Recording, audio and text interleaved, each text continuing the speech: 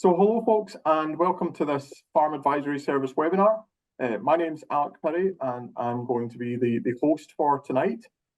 Welcome back to those of you who were able to attend last week's webinar. It's good to have you back.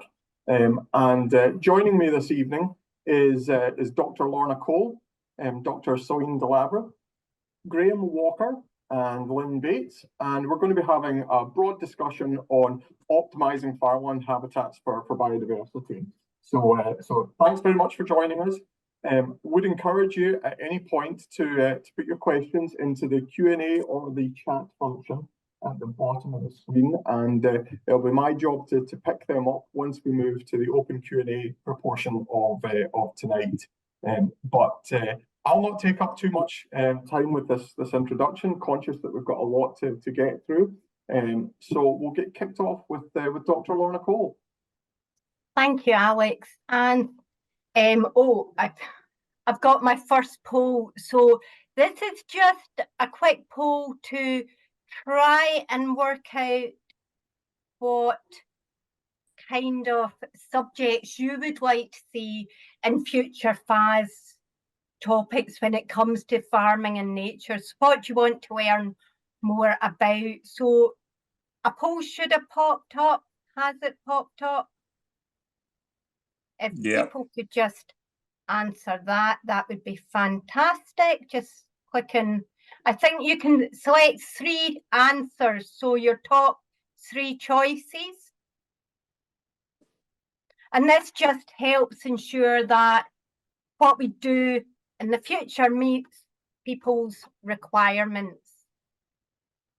So often when we think about inputs and optimizing inputs to agricultural systems, we're talking about optimizing fertilizer or pesticides. So it's things like soil testing, ensuring you've got the right pH, nutrient budgets, maybe precision agriculture to better target fertilizer applications. For pesticides, it's often IPM actions such as variety, rotation, cultural control, and the use of monitoring and thresholds. However, if we take a closer look at these systems, there's a whole lot of other things that nature is providing us that we can also work at optimizing. So we've got nature, we've got the plants capturing the sun's energy, taking in CO2 and water and turning that into sugars when they photosynthesize. We've got the recycling of nutrients by a whole host of organisms in our soil. We've got an army of natural enemies, our beetles, our ladybirds, spiders, all helping regulate pest control, all helping regulate pest populations. And then we've got a host of flower visiting insects, the butterflies, bumblebees, sultry bees, even honeybees that can all help pollinate crops such as oilseed rape, field beans, apples. These are all free inputs, and sometimes because they're free, we don't really think about managing them, but there are things we can do to manage these free inputs. So, So if we take photosynthesis, a diversity of different plants will ensure you optimize the ability of plants to capture the sun's ray. The different leaf shapes work in different ways, so you can they grow at different heights, so you can effectively optimize the amount of carbon, the amount of energy that's captured and turned into sugar. Cover crops can extend your growing season, so suddenly you're capturing the sun's energy throughout the growing season. Agroforestry, you're adding another layer of habitat, another layer of crops. So your farming turns from a 2D field into a 3rd dimension. And then you've got grazing management. So if you graze your grass really harshly, the blades of grass won't be able to photosynthesize very effectively because they're just too small. When it comes to nutrient cycling and water, very much this is about soil health. If we increase organic matter, we increase the ability of the soil to hold on to water, and this can help us mitigate against the effects of drought. If we provide year-round cover, you're providing year-round food for our soil organisms. And then decreasing compaction means that there's pockets around the soil that the organisms can survive in. Then we've got integrated pest management. So pest regulation, how can we increase our natural enemies? Well, first, IPM planning. So we're limiting the amount of pesticides that go on by using a whole host of cultural, varietal choice, rotation, etc. We can provide habitats for these species to overwinter, and a lot of them will overwinter in tussocky, undisturbed grassy areas. They'll overwinter in hedgerows, etc. And something we quite often forget about is that a lot of our pests also need flowers at some point. So things like parasitic wasps and hoverflies rely on really open flowers so they can easily access the pollen and nectar. So flowers like oxeye daisy, even buttercups, devil's bit scabious, knapweed, these are all flowers that will provide pollen and nectar for the adult stages of parasitic wasps and hoverflies. Then we've got, what do our pollinators need? Well, they need ground to nest in. So this could be rough, undisturbed areas at the edge of field margins or the edge of hedgerows. That provides nesting habitat for bumblebees. And then even areas of bare bank provides nesting habitats for the tiny mining solitary bees. Our wild pollinators, they don't store pollen and nectar to the same extent as honeybees. So we need to ensure we provide them with food all year round. So what you want to do is have a think about what flowers in your farm and when it's flowering, and look for any gaps. And also remember that quite often the flowers might be in the tree canopy above our heads. And finally, there's the potential to supplement pollination with managed pollinators such as honeybees. So all these actions can help us enhance the goods that nature provides us with. And when it comes to enhancing these goods, the quality of the habitat is really important. So this is an example of two field margins that were on a single farm on either side of a hedgerow.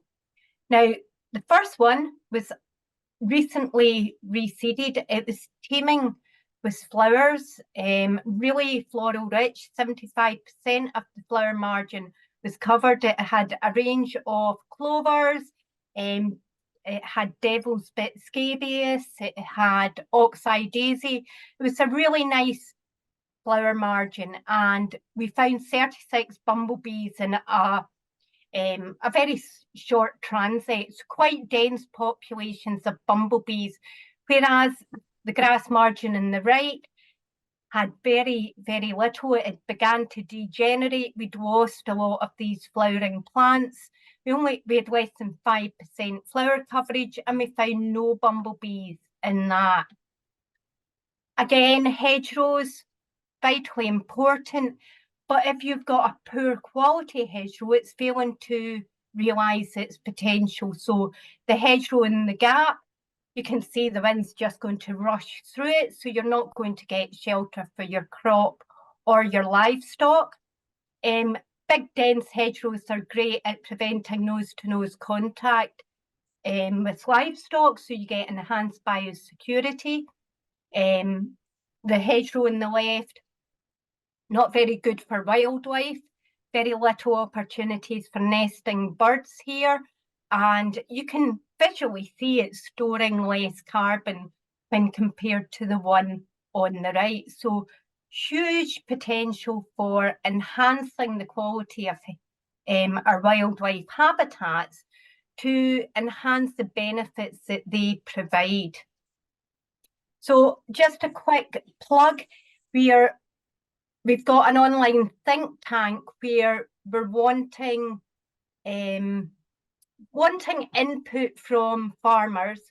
It's primarily targeted at the list of measures, the Scottish Government list of measures for arable systems. So any arable farmers or any farmers growing crops, it would be fab if you have a look at this website. I'll post the link in the chat and provide input. There's instructions on the think tank, etc.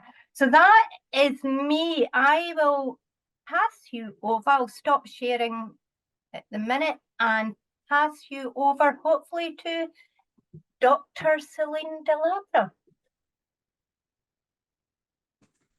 Thank you very much, Lorna. So let me see if I can share the right screen. Can you see that again? Yep, perfect. Cool. Okay, well, good evening, everybody. Thank you very much, Lorna and Alex, for inviting me tonight. So I'll be doing a quick policy update and just introduce you to some of the outcome-based approach work we've been doing with NatureScot. So I'm Celine Delabre. I'm an agroecologist like Lorna, working for NatureScot. I'm part of the Farming with Nature team. So we're a team in NatureScot running pilots to help the government get ideas for the agricultural reform. So we've been fairly busy. So farmland habitat and biodiversity, why care? So in 10 minutes, I'm probably going to struggle to convince you all. But as Lorna just presented, it can definitely, the first point is that it can definitely support farm profitability. So nature doesn't have to be a cost or beaver wreaking havoc, so it can also provide a solution for farming. Second reason to care, the government will very much be investing in it to achieve its national target for climate and biodiversity. So as farmers, 70% of Scotland is used for farming. So there's a lot to do here. And then the third point, some of you might already be feeling it and witnessing it in your contract. The food and farming industry is certainly wants to care, wants to be seen to care, because we can debate about what is actually happening.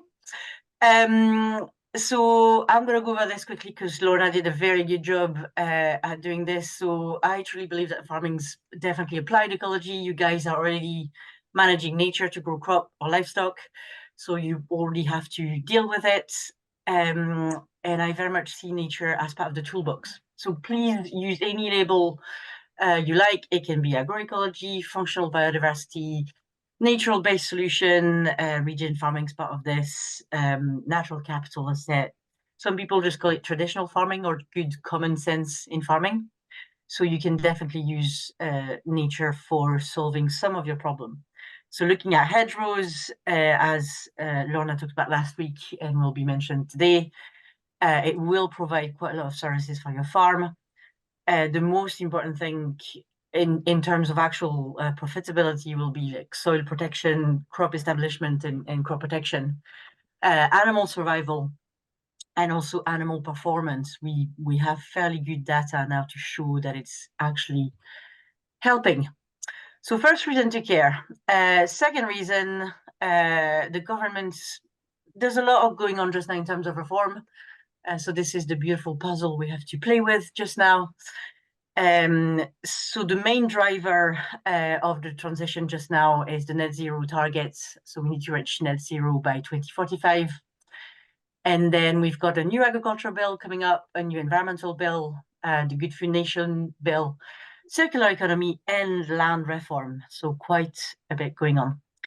So if you look a bit closer to the text in the vision for Scottish agriculture, so Scotland, we're going to become a global leader in sustainable and regenerative agriculture, which means that in terms of funding, at least half of the funding for farming and crofting will be targeted towards outcome for biodiversity gain, and a drive towards low carbon approaches. So that's the vision, that's the commitment from the government. So that's the non-negotiable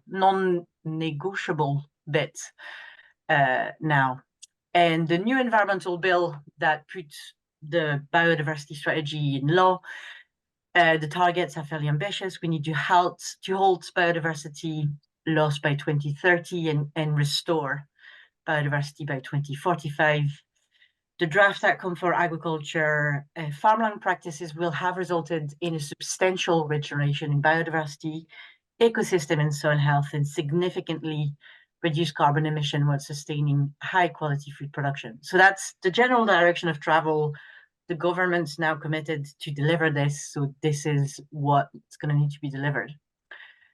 If we look in terms of support, so this is nothing fresh. This is what's been released last year. Unfortunately, I don't really have anything new to share with you.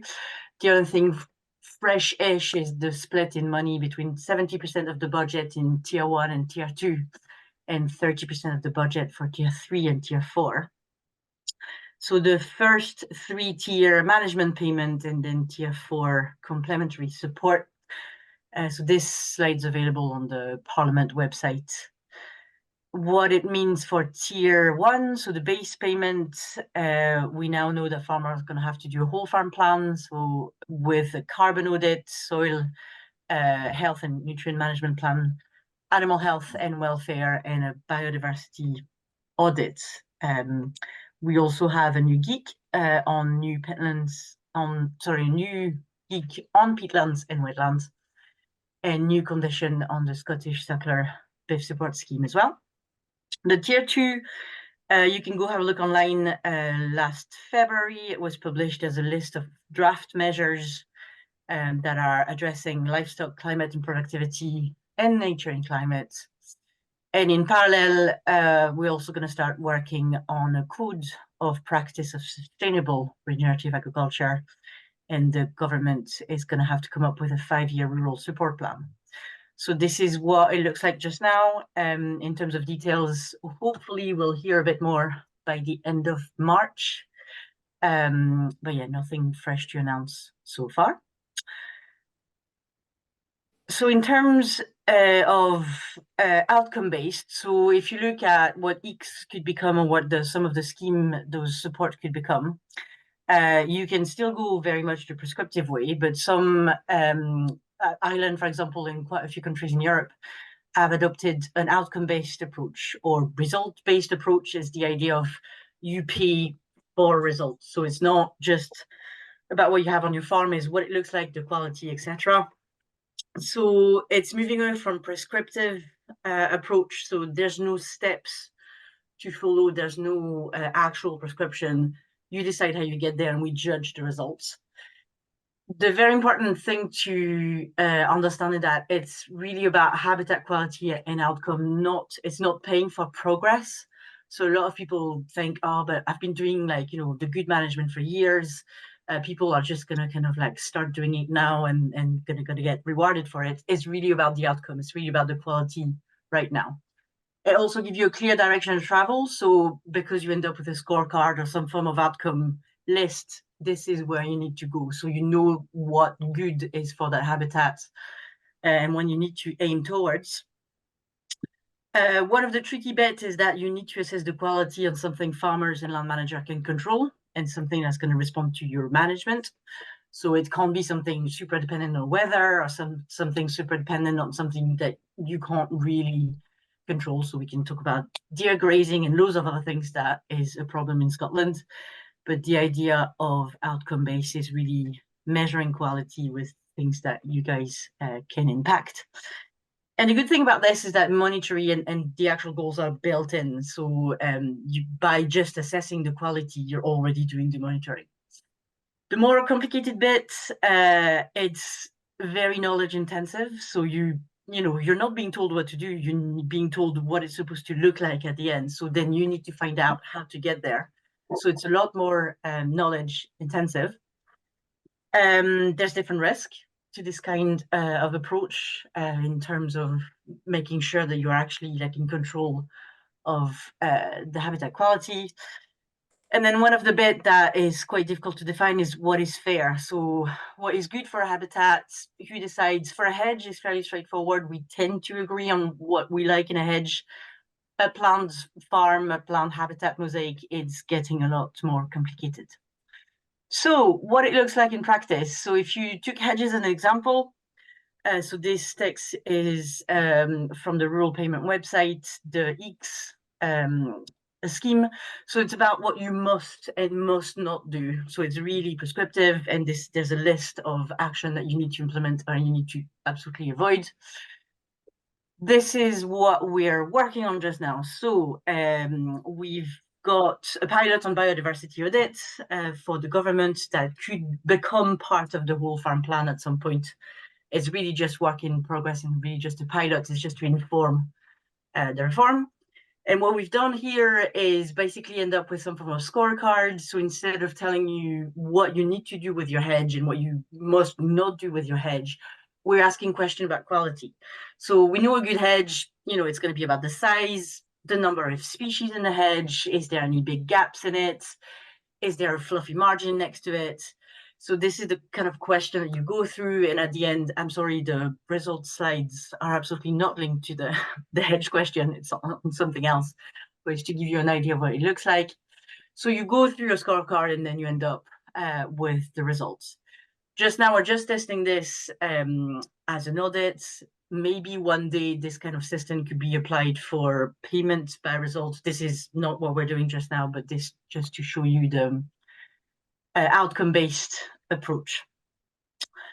So in terms of what's coming next, hopefully in terms of basic conditionality and whole farm plan, more information in March. So we know it's been published last year that you'll have to do a carbon audit, soil analysis or soil health plan, animal health, biodiversity and welfare plan, biodiversity audit. IPM may or may not become part of this.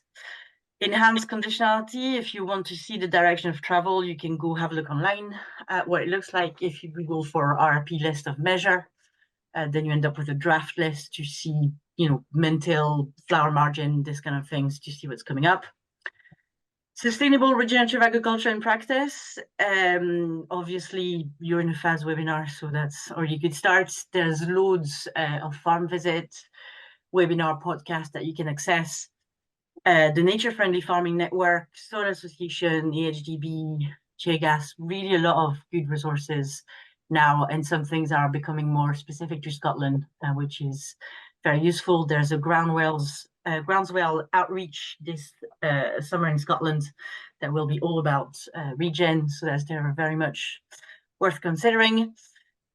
Also having a wee think about who is advising you, and do people know about regen farming and what's coming next? Is it still the same old advice in terms of agronomy and animal health, or is it a bit progressive and aligning with what the government is actually going to be asking for? And then at some point in spring, we'll be recruiting farmers to test our biodiversity audit. So you can sign up to this and help us actually do co-design, see what works, see what doesn't, because it's very much work in progress. And the last bit that I have to show you in terms of the industry needs to care or needs to be seen to care. This is, the government has decided to go sustainable regenerative, but it's not, they haven't chosen this completely randomly. It's something that is coming right, left, and center. So depending on what kind of farming you're doing, you might have been exposed to leaf, but also McCain is going regen, Unilever is going regen, Nestle is going regen, Diageo whiskey is going to be regen as well. So this kind of things are very much coming your way. So be ready. And that's it. Thank you very much. Thanks, Celine. That was a really fuzzy roundup of a lot of different changes that are coming ahead, hopefully all good. So now, moving on, we have Greame, who will talk to us more. I'm just going to share my screen to share the hedgerow picture as well. So Greime, he is a contract hedgelayer, one of a dying breed. Are we allowed to say that? And well, I'll comment on that in a second. yeah, and he's also an instructor. So if you want to get really nice looking hedgerows, I think Greime is by far the best person to explain how to do that. And will I do that now?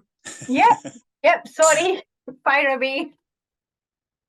Yeah, okay, it's just I've got you on the screen there. Yeah, so from a contractor, a practitioner's perspective, the picture that Lorna's just put up there is ideal for illustrating the problem that we have with our hedgerow stock throughout the country. I mean, universally, it's pretty much the case that most hedgerows you see in the landscape are like the picture on the left of the screen there.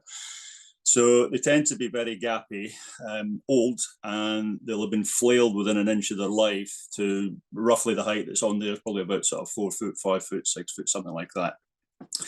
And that continuous flailing process that's done, obviously, it encourages new budding and then new growth, but it's in the wrong place. It's always at the top of the hedge, as you can see from that picture there. And it just gets thicker and thicker and thicker, and the bottom will open up and continue to open up as plants die off. And predominantly, that's what we've got in our landscape. Now, those sorts of hedges on the left of the screen are really not suitable for hedge laying, unfortunately. The stems will be very old and brittle. Almost certainly there will be rot in there and disease, and invariably from a hedge layer's point of view, that will be on the wrong side of the plant, which means when you try and partially cut it through to bend it over, it will just snap off. So you end up with a very unsatisfactory starting point. Older overstood hedges, which are much higher than that, if that is, sometimes I encounter those, and I'm doing some just now.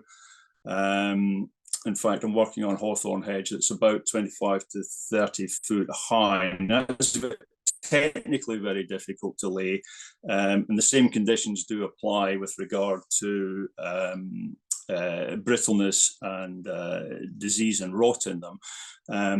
But there is a chance of sort of getting those over because of the height. So they are overstood and they are too high. So what we would be looking for, or what I'm looking for in other hedge laying practitioners, is really you're going to have to start afresh with your hedgerow if it looks like the picture on the left. The one on the left, what you could do with that, and what I would advise for people if they can cope with it, because it looks rather dramatic and it does mean you're beginning from the beginning again. Well, that's what the beginning is, obviously.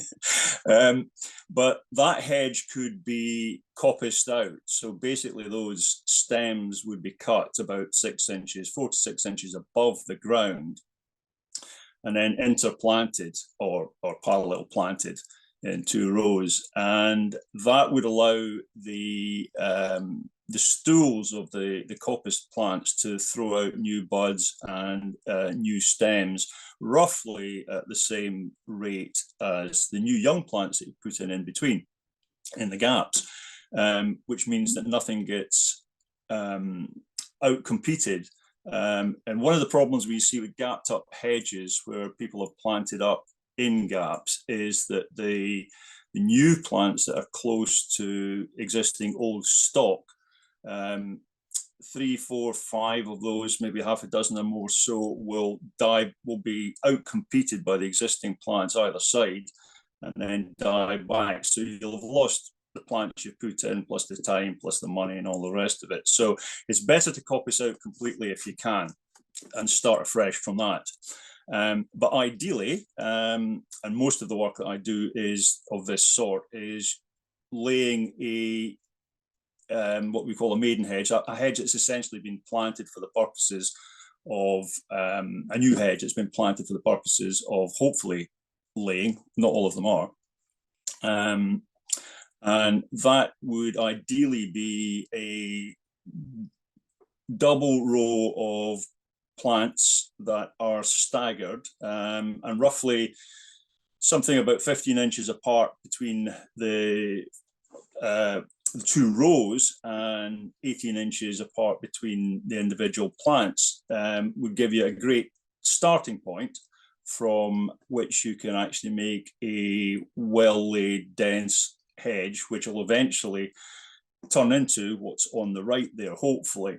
So the process of hedge laying, for those that are not familiar with it, involves cutting through the young stem almost all the way through. It looks pretty dramatic, but you're leaving on the outside, which is the part you're going to, on the side you're going to lay, in the direction that you're going to lay the hedge. You leave the bark, the cambium, which is obviously your transport system for all your nutrients and fluids, and some of the sapwood, which gives you the strength in the plant. So when you lay that stem over, it will have a what we call a little hinge, which allows everything to flow up and down the plant. And the laid plant will actually grow new stems from the stem that's laid over, which we call a pleacher.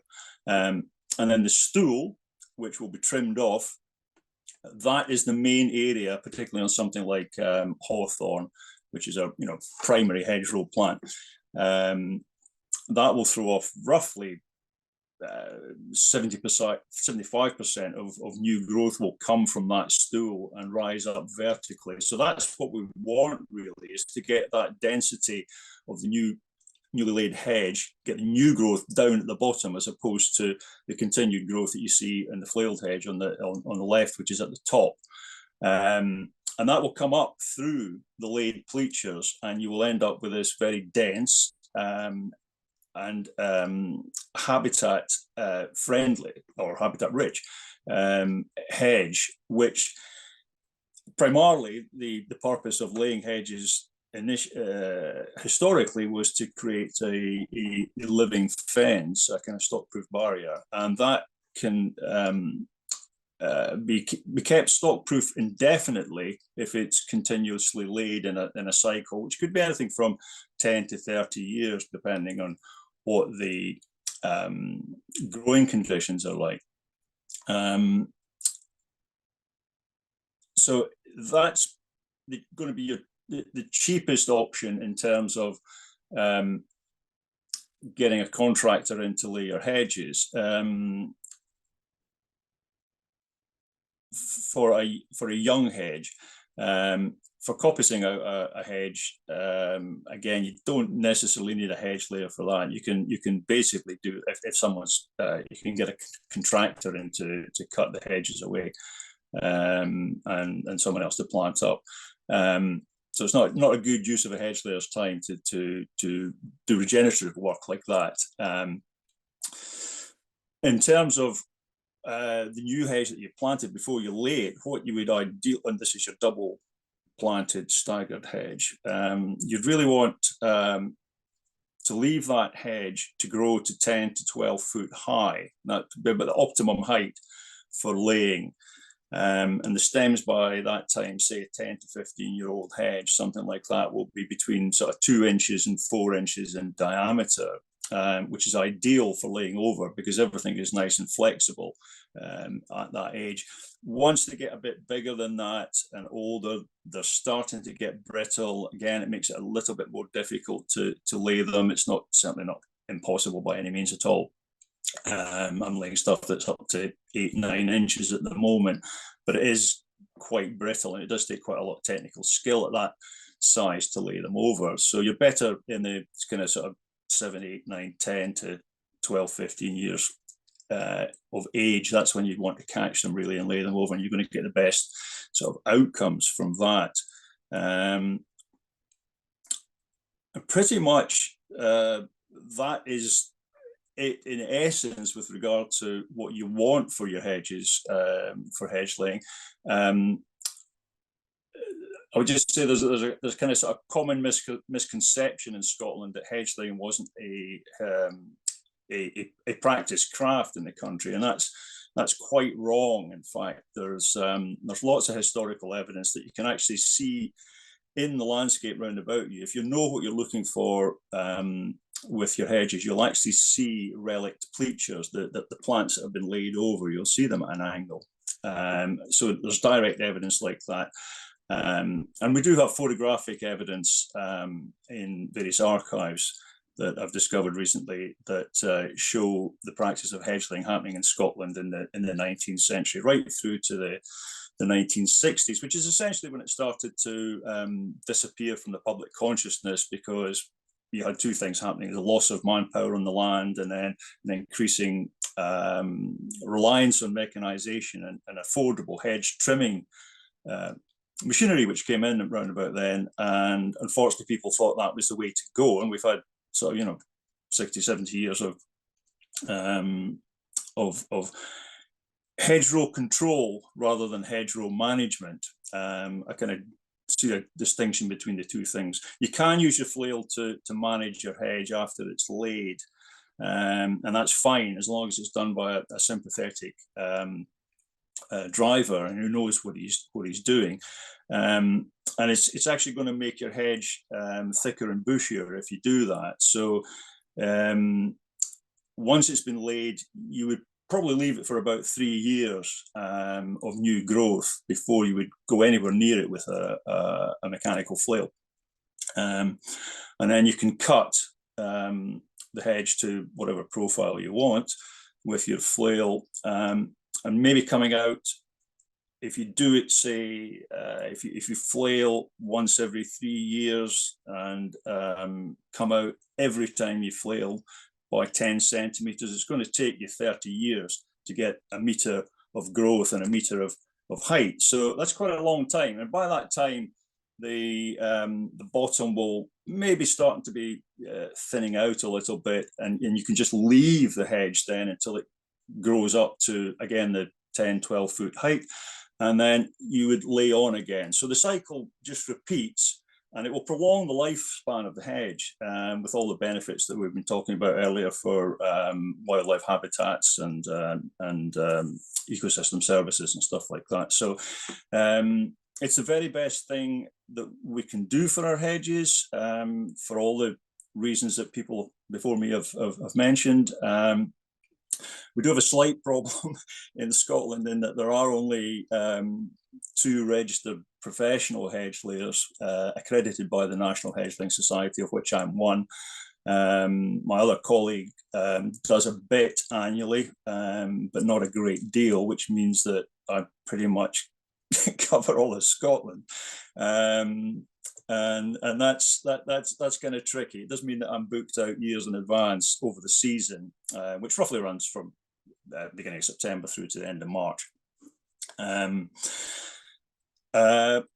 we have a great deal of trouble getting new entrants into the profession. Like all crafts, it seems to be difficult to get young people enthused and interested enough to come in. And hedge laying, like many other kind of farming activities, is pretty arduous work, and it's done in the coldest, wettest months of the year. So you've got to have a certain sort of a certain group of qualities to make you thrown enough to want to do it.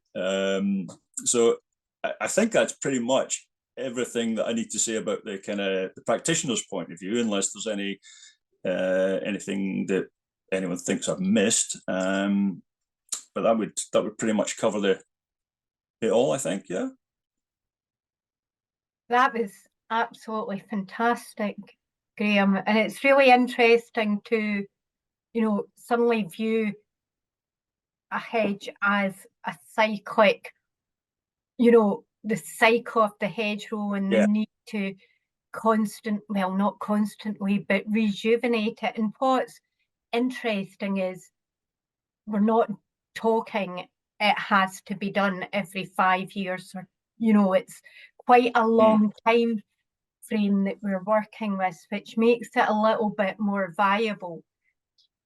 Brilliant. Yeah, and there's cost savings as well, obviously, if you're only flailing every 3 years and so on and so forth. So yeah. So next we've got Lynne Bates. Lynne is Scottish Wildlife Trust's Nectar Network Coordinator. And basically, I spent the summer surveying Lynne's glorious meadows in Ayrshire. I had a lovely time, and I thought, when it comes to making flowery habitats, Lynne's the very one to tell us how to do this best. Lynne, are you? Yeah, thank you. I'll just try sharing my screen. Perfect. Great. Okay, brilliant. Well, thank you. Yeah, and it's good to see Graham again, because Graham was over in Ayrshire just a couple of weeks ago, training up all our volunteers in how to hedge lay, and we're out again this week to finish off the hedge. Graham will be pleased to hear, I'm sure. So so yeah, as Lorna said, I'm the Nectar Network Coordinator, and really I want to go through some of the things we've been experimenting with really for the last 4 years in regard to making wildflower meadows, wildflower areas, things we've learnt, some of the mistakes we've made, and obviously that's always a good learning experience as well. And to show you really lots of different methods that we've used, and finish off with some of the learnings. So I'm aware that not all of you will have areas or space to make large-scale wildflower areas, but we started off back in 2020. We started looking at trying to make some of the community grassland sites in and around Irvine, and these are all obviously owned by the council, trying to make them a little bit more wildlife flower, more species rich, increase the number of wildflowers for pollinators, but also to try and reduce the number of cuts that the council are having to do, because both these sites, 2 different sites here on Irvine Beach Park, they were cutting several times a year, but very thick sward, very dense. So we basically came in and said, let's try and make these into wildflower sites. And so we started off, we trialed 2 different methods. So in October of that year, 2020, this site, which we called the Pond Meadow, we ploughed it. We cut it hard, really, really low cut, and then ploughed it, got an agricultural contractor in.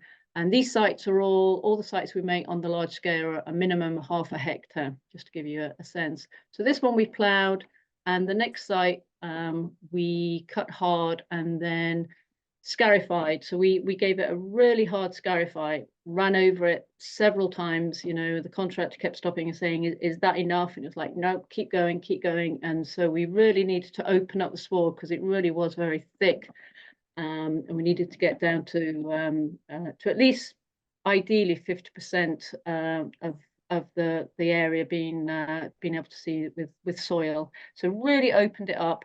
And then on both sites we sowed the same seed mix. So we get our seeds from Scotia Seeds. And I'll talk more about seeds at the end, but we sowed exactly the same seed mix on both these sites. We used Get Nectar Rich Quick seed mix, along with some birds, bees and butterfly mix, and also yellow rattle. So we did exactly the same sowings on both sites. And the following year, this was the pond meadow. So in less than 10 months, we had a fantastic display. So this was the ploughed site. We had over 16, 18 different species came up. We were over the moon. It was absolutely fantastic. We instantly got buy-in from the council. They loved it. The other site, which was scarified, was absolutely full of yellow rattle. So there was a few annuals came up, not many, but we saw by the end of towards the end of the summer, we could see that all the perennials were starting to come. Obviously, the basal leaves were there. So, you know, we were confident that the following year that would be just as good. So, and I'll show you pictures of that in a wee while. But really, it was just to show that the difference for us was it really took a couple of years for the scarified site to start to come good. We had a fantastic yellow rattle, but it did take a couple of years longer. So we had a fantastic display. This was the site at the end of the summer. This is the pond meadow down the bottom left here on the left side. So we wanted to scale up, and you're probably all aware that probably the biggest cost of making large-scale wildflower areas is the cost of seed. So we wanted to do as many sites as we could. We didn't have the money to do it, so we started exploring using green hay. Green hay, as you're probably all aware, is when you cut the flowers at the end of the summer, and it's judging when to do that. So obviously before they've gone over and dropped all the seed, but not too soon while they're still obviously in flower and producing, providing forage for the various insects. So it was judging the time was when to get in and cut it. So we started to cut some early September. The idea was we would cut it. We then did a hay rake, got it up, put it in the back of a muck spreader. And the idea then was we've prepared 2 other sites that year to be able to spread the green hay, and we used that at the back of the muck spreader. You can see in that picture there in the top right. We just drove around over the prepared site, just again having to judge, because we'd looked around. It didn't seem to be anybody doing this that we could find on a big scale. Most people we found had done it once, this method, and then made their meadow, and that was it. So we were judging of how much to throw out the back of the muck spreader, and kept stopping and checking until we thought it was about the right amount. So that was a bit of trial and error. And that year we made another 4 meadows. So this was really to show you the difference in the left hand side is a green hay. It's a green hay meadow. So we made this. This was last summer, I should say now. So the one on the left was just using green hay, and it was a site down at Stevenson that we'd cut from the original pond meadow, and we'd ploughed the site because, again, it was a very thick, dense sward, and sowed the green hay. The 2 sites on the right, the top one is the original scarified site that came good after a couple of years, and the bottom right one is the original pond meadow site.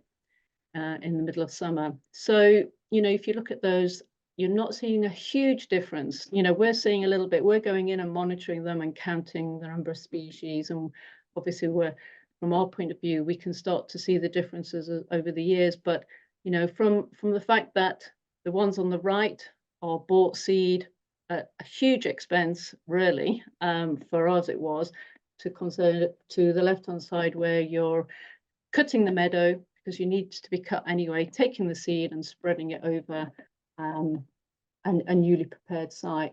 So we were really pleased with the results that we got from those original sites. Those were just wildflower only seed mixers. Our theory is that the grass will come. You know, if you're scarifying a site or even ploughing a site, you know, eventually the grass will start to come, and that's fine. We want grass. It's not that we don't want grass. We need grass. A lot of butterfly species need, obviously, the larval stage. They feed on the grass. It's a great habitat, and obviously farmers like grass. So, you know, there's nothing wrong with grass, but we wanted to just trial the flowers initially so that we could see how that happened, how that, you know, what happened really, and how that progressed. This site, though, we used a grass, 80% grass, 20% wildflower mix. So this is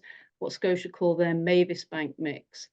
So there's about 17 flower species in there and 6 different grass species. So the site on the right, it was a council-owned site, but they were wanting to stop cutting it, and rather than just stopping cutting and letting it become overgrown and maybe a bit rank, we suggested they cut it and scarify it hard, get lots of yellow rattle in, as well as this Mavis Bank mix. So that was the picture on the left. Is the first, the following summer, the first sort of early growth, and you can see the yellow rattle in the foreground there. And a little bit later in the summer, that's basically what that site looked like, and that was 2 years ago. And it's just getting more and more flowery. So this year there was this is late on in the season. There's knapweed, you can see there. There's yellow rattle starting to go over. We've got orchids coming up in this site now. So it's it's a different mix, very different site. But it's just to show you on the bigger scale what things, you know, that how things can change and change quite quickly if it's the right conditions and you're prepping the ground quite thoroughly. So a couple other things we've been doing with farmers. This is one of our farm partners down towards Maybole. This is Amy, who's got this hayfield. So it's a traditional hayfield. They cut it once at the back end of the summer, or when obviously they can get on and get it cut and take that away. We wanted to help them to make it more flowery. It was predominantly grass. So once they'd done the cut, we came up with an Ayrshire grazing mix. So instead of using a sort of off-the-shelf herbal ley mix with a lot of non-native species in there, we came up with a purely Ayrshire species mix, and again, just flowers, no grass, because obviously the grass is already there. And we did an oversow, and this is back end of summer last year. So we're waiting to see what this will look like. Obviously the sheep have gone back on at the moment. They'll be grazing, and then they'll come off whenever they normally bring them off, and we'll start to go in and see if we can see any signs of the flowers that we've sown in there. So that was one we experiment. This was another one we did. This is down at Balsa Glen. This is Heather here, who she does mob grazing. She's obviously out moving the cattle 2 or 3 times a day. And again, we've been working with Heather and her dad Phil to try and see about how we can make it a little bit more flowery, a little bit more species rich in some of the fields. So we gave a small bag of this Ayrshire grazing mix to Heather, and whenever she wandered around, if there was areas where the cattle had poached a bit of the ground, she'd be scattering the seed, or where there was any water, if she's moved a water butt and they'd been poached a little bit, she would scatter some. And this was this summer that's just gone, and we were really pleased because we weren't sure how this would take. But again, this was the first signs of some of the annual flowers coming up through the Ayrshire grazing mix we came up with. So yeah, that again is an ongoing project. She'll still be scattering the seed as she goes about on any of the appropriate sites, because we really want to see what this mix is like. Is it going to work? You know, it's all we love to experiment. So is this mix, you know, suitable? Is it going to work on these sites? So yeah, so that's the grazing mix.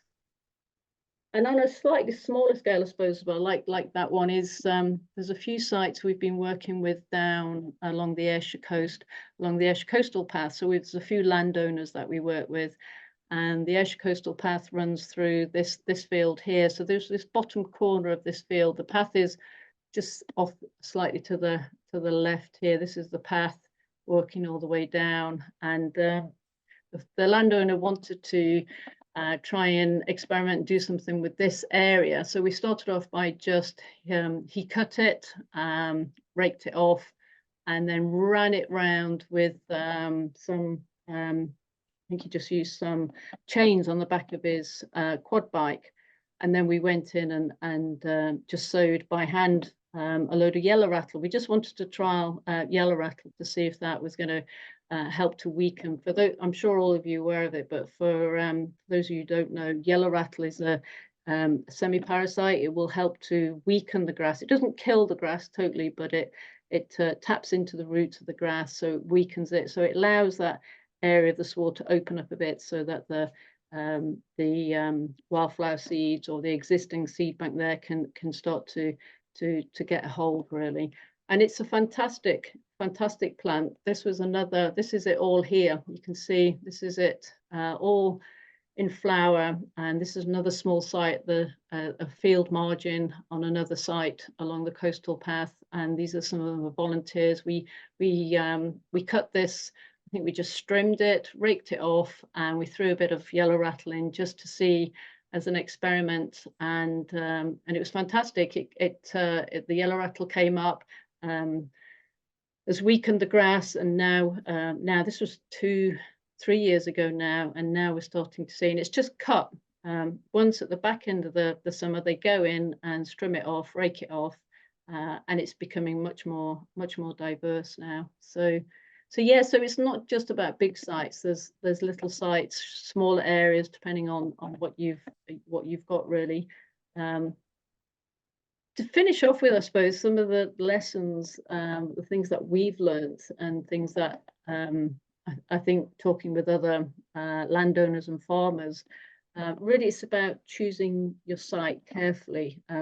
We've been shown, I've lost track of how many sites over the last 4 years we've been showing people that really want to make this some more species rich areas. I've got this site here, what do you think? And it's like, no, don't even think about that site, because it's either in total shade, and you can get things to grow, but pollinators like sunny areas. So choosing the right area. If you've got some choices to try and always go for sunnier areas, buffer areas, maybe think about areas where there's if you've got some water courses where you could help with obviously with water pollution, to stop to grow some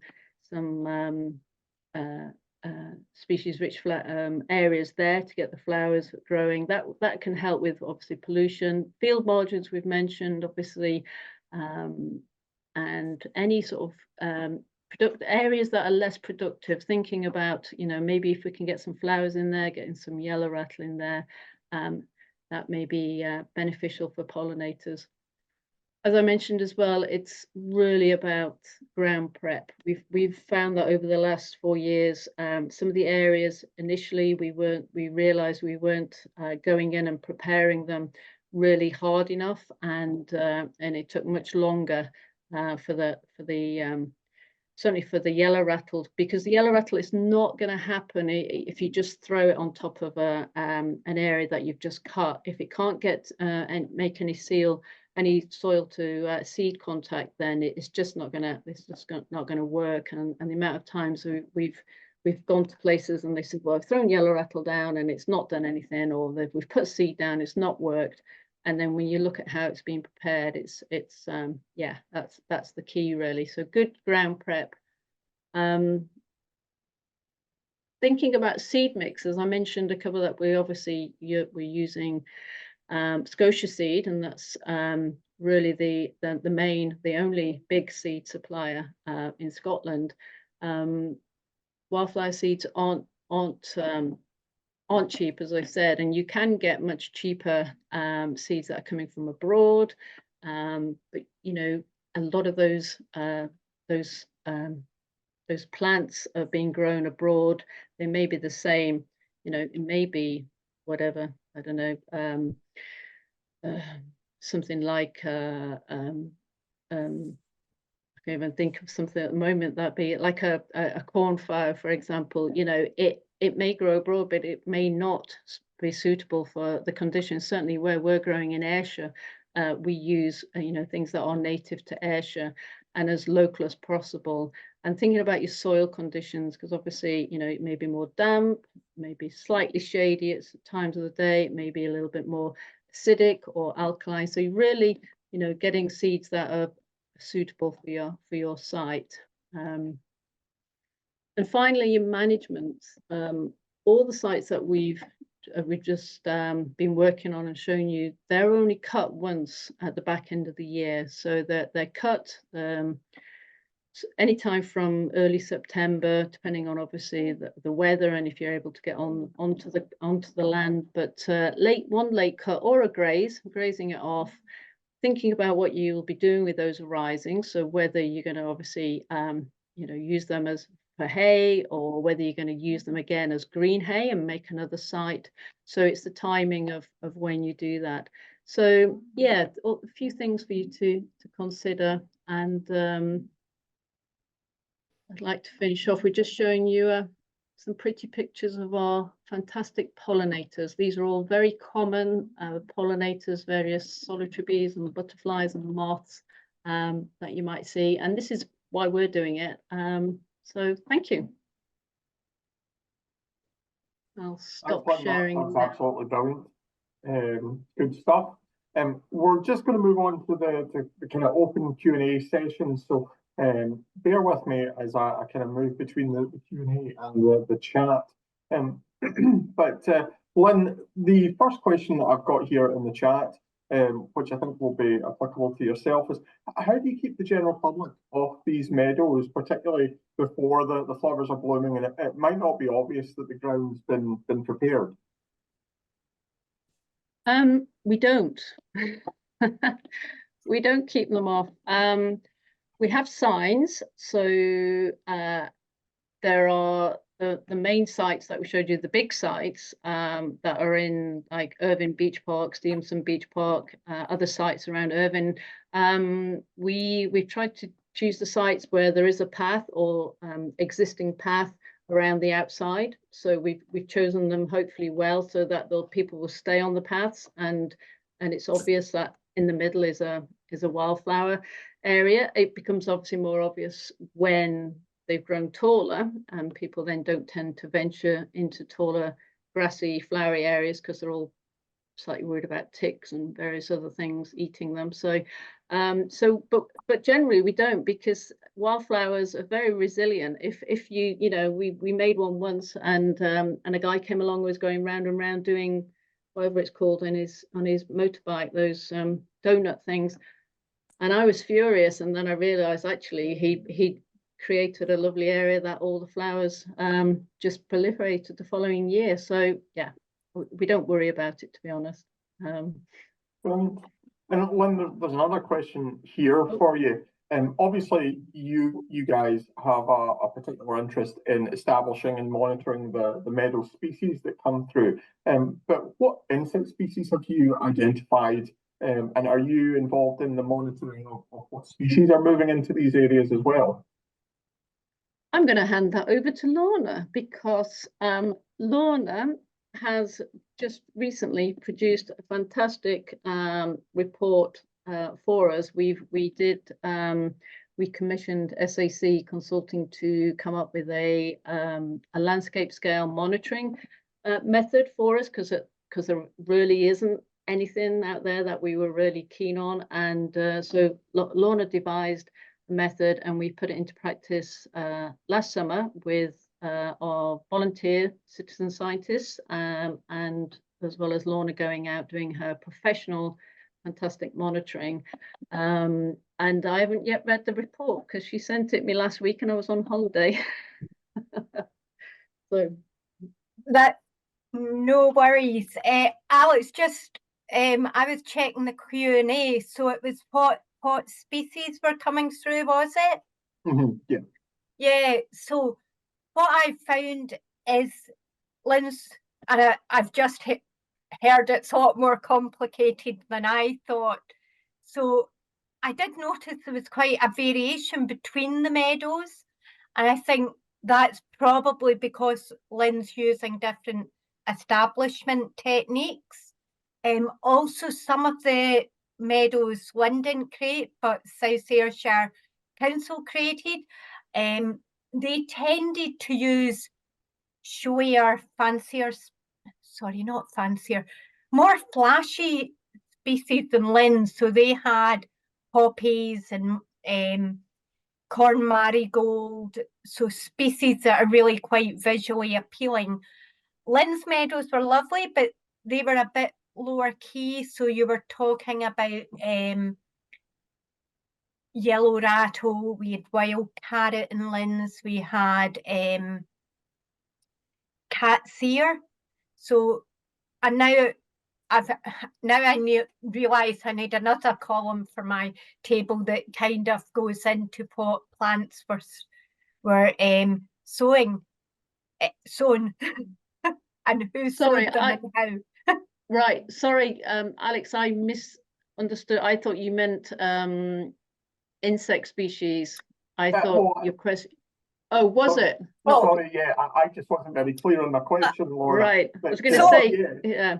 I could talk all day about the plants, but I'll sorry, insects, we found a real good mixture, and it really depended on the flowers. So what we found was we had scentless mayweed, which is like oxeye daisy. It's quite an open flower. It was really good for solitary bees and hoverflies. We had yellow rattle, which has quite a deep flower, and we got long-tongued bumblebees in it. So we got garden bumblebees, went straight to it. The male red-tailed bumblebees, they were quite abundant, and they really liked a couple, they quite like cat's ear. And I think in one of the meadows, they were big in cat's ear. In a different meadow, they were big on knotweed. So it kind of links with what the pollinators are after and what traits the pollinators have, and how kind of the pollinator and the flowers, not going to do any gestures here, but they're designed to go inside each other. I'll stop digging this hole and there's a question for Graeme. Yep, yeah, so thanks for that, Lorna. There is a question here for Graeme. Graeme, a typical hawthorn hedge, how many years roughly should we be waiting between planting and laying for the first time? And when it comes to laying, can we expect that hedge to be stock-proof after it's laid for the first time? Well, it'll depend on your growing conditions and on all that sort of thing. But roughly, as I said, I think when I was talking earlier, you're going to be looking at sort of, it could be as early as 7 years, but you're probably more likely to be about sort of 10 years to 15 years would be your optimal kind of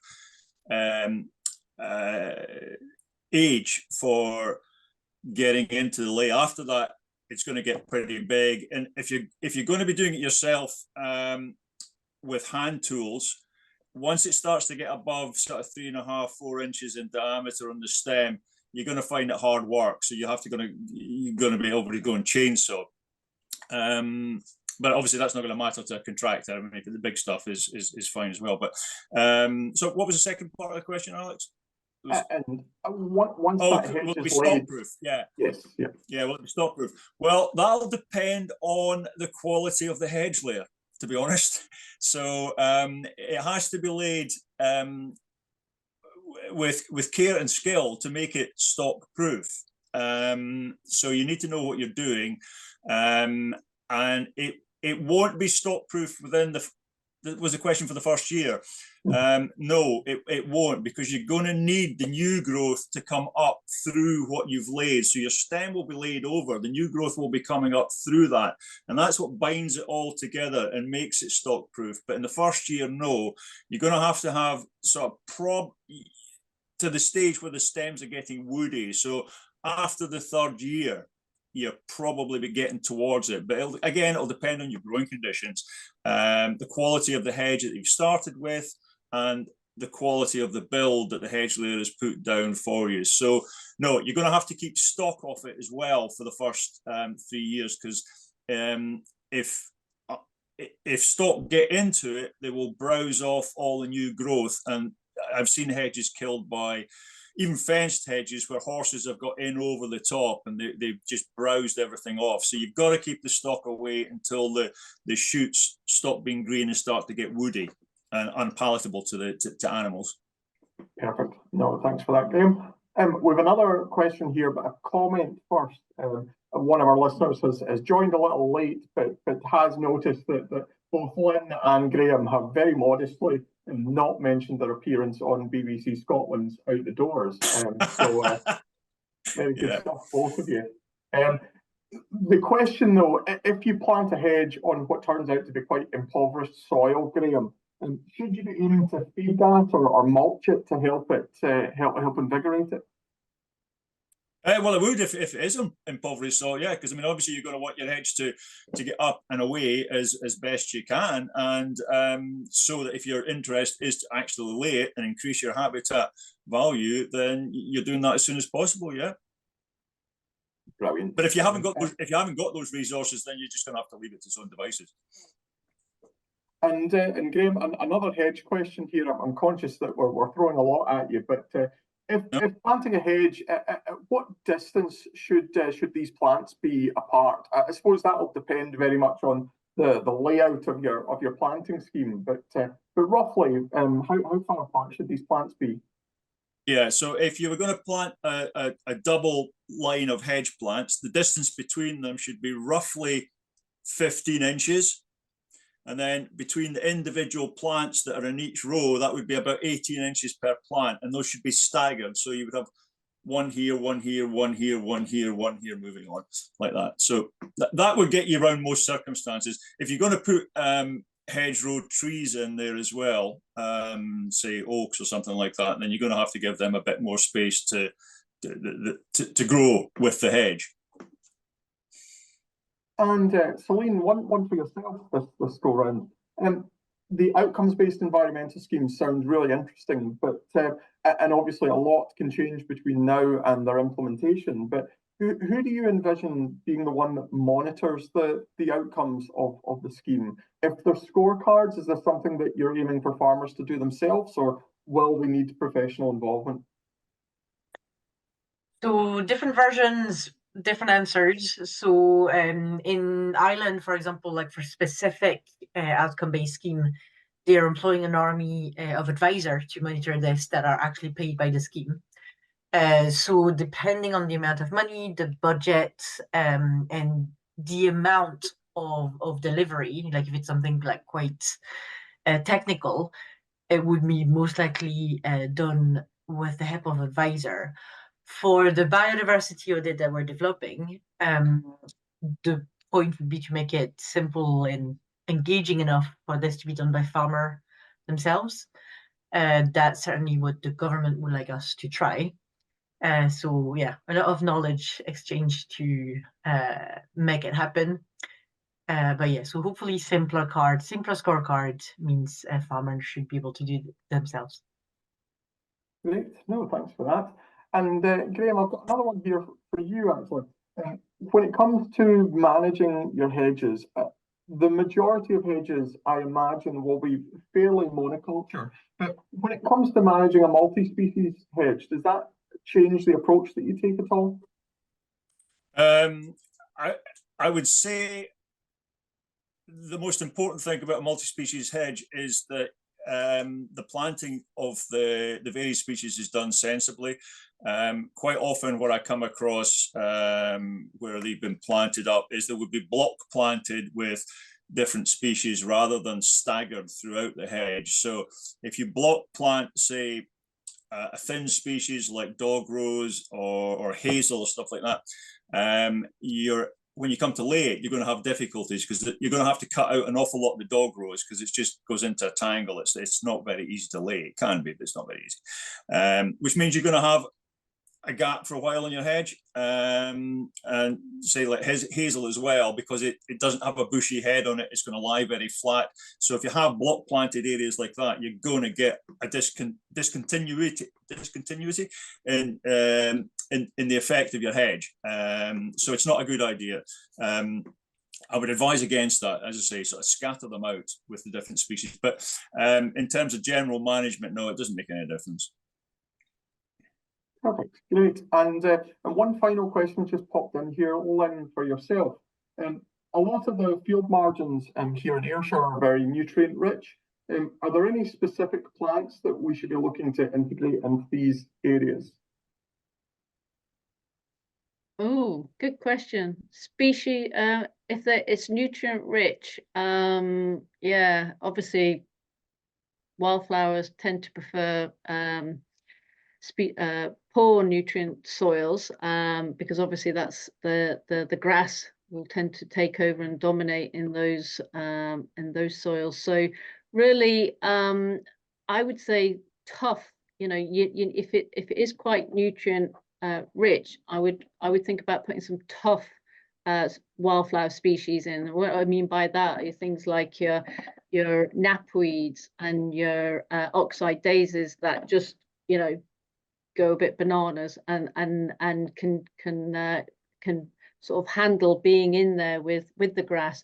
But I would say is if it is quite nutrient rich, is you need to impoverish the soil by cutting and removing, you know, and doing that for, it might be, you know, several times a year. I mean, obviously I'm talking a bit blind here because I don't know, you know, the actual location, but if it was an area where you could go in and just keep removing the grass, keep getting that removed 2 or 3 times a year if possible, if not at least once, and just get some yellow rattle in, start to really weaken that grass, and the nutrient level will drop. It will start to come down. What tends to happen is certainly on the sites where it's cut and just left. Obviously, I'm thinking of amenity grassland sites where it's cut and dropped and left. That's where that nutrient buildup happens. So it's stopping that cycle and just getting trying to reduce the nutrients that way. But tough, big, beefy things that you see in hedgerows, you know, things like what's the word I'm looking for, Lorna? The ladies, the white fluffy one in the spring. Yes. Yeah, yes, that one. cuckoo flower or ladies yeah, well, smock. cuckoo flower and also things like, you know, anything that you see in the hedgerow has to compete. That's growing naturally. They are the species that you want to really get in there. So yeah, that would be my suggestion. Great, no, thanks for that. I can see that Lorna's made the feedback poll available, so I'm conscious of everybody's time. I've just got one more question here for Celine, if you don't mind. Obviously, if we're moving towards an outcomes-based environmental scheme, and we want every new idea, every innovation to have a positive impact on nature, but with so many new ideas coming through, there are going to be some instances where something just doesn't work for a variety of reasons. How do you envision that being monitored, administered? I mean, what's the kind of reception to maybe when something doesn't go right? In terms of trying to implement an outcome and it doesn't work? Yes, yeah. Well, so far, I don't know if we've been like that good, but what we've been trying seems to have worked with the farmers that we're working with. Obviously, we don't have enough time, you know, at the back of us to kind of then be able to try to have implemented something, failed. How does that work? So one of the big issues there going forward with this kind of scheme would be the fairness of any potential penalty or any potential failure. So just now, because we're not working specifically on payment, we're not looking at this kind of system in detail and like, you know, like what would happen if something failed. This needs to be discussed, obviously, as soon as there's any form of reward for any form of outcome, then any form of failure penalty will have to be discussed. This is why designing those scorecards and designing those schemes takes a lot of crunching to make sure that you're assessing something that is vaguely independent of weather or outside condition, and it's really mainly within the farmers and land managers' control. Obviously, you know, if you're planting a hedge and then you have an army of deer munching the whole thing, or this kind of situation, we would hope that then, you know, farmers would not have to then like pay for this. So we would have a system to record that the failure has happened due to like external circumstances. So we're not there yet in our pilot, but hopefully the more we progress on this, as soon as there's money linked to any of this, if it happens in the future in Scotland, we'll definitely be considering this. Great. And like I said, this is going to be the very last question, again, I'm conscious of time. But the very last question goes to you, Graeme. Regarding hedgerow trees, what distance, what's the optimal distance for them to be apart from one another in your experience? Well, if you're going to put hedgerow trees in, which is a great thing to have. Obviously, you're getting another habitat in your landscape feature as well. But you're going to have to be conscious that at some point in time they're going to start shading out the neighbouring hedge plants. So certainly, kind of, I don't know that there's an optimal, but you're certainly not going to want to put an awful lot in very close. And what do I mean by very close? I suppose. One every 30 meters or something like that might be fairly acceptable. I have seen hedges with more trees in than that, and then I've had to prune them out because basically it's just going to end up shading out the entire hedge and out competing it. So I wouldn't say a hard and fast rule, but let's say 30 meters or something like that. I was just going to signpost the FAS app that's available now. I would encourage anybody who's able to give it a look to do that. There's a range of different materials available through it for anybody who's on the go, including things like your biodiversity technical notes and nutrient budgeting. There's livestock related materials available there as well. There's, like I say, a whole host of things that are worth taking a look at. But I think, you know, I've had the real pleasure tonight of listening to your presentations. I've worked with you all in a number of different ways, but it's really good to get everybody together tonight. And I know I speak for the attendees when I say that it's been really informative. So I'd just like to thank you all for your time tonight, and thank you to our attendees for listening. And on behalf of the Scottish Farm Advisory Service, just wish you all a very good night. Good night to you. Good night. Thank you. Thank you.